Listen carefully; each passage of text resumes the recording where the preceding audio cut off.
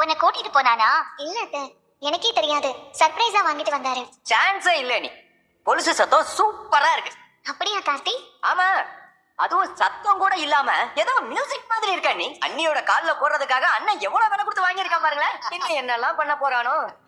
போது நிறுத்துறா. என்ன ஆளாளுக்கு விளையாடுறீங்களா? ஏய், என்னடி இது? என்னமோ ஜல் ஜல்னு பூம் பூம் மாடு மாதிரி அந்த சக்தி கேட்டாலும் எனக்கு எரிச்சலா இருக்கு. முதல்ல அதை கழட்டி போடு. ஐயோ, அது மட்டும் முடியாதே பாட்டி. ஏய், என்ன வளர்ற? வளரல பாட்டி. ஏன்னா அது அண்ணன் வாங்கி கொடுத்தது.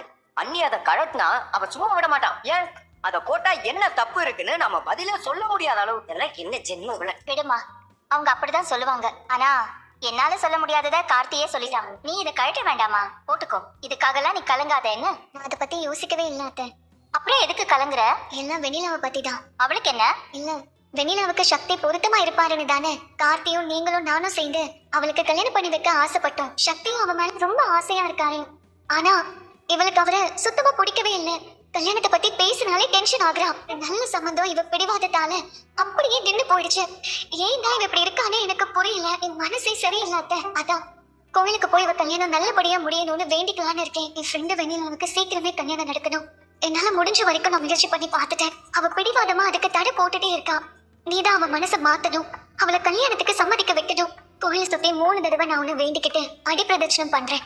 என்னோட வேண்டுதலை ஏத்துக்கிட்டு நீதான் அவளுக்கு சீக்கிரமா ஒரு நல்ல வழியை துவக்கணும்.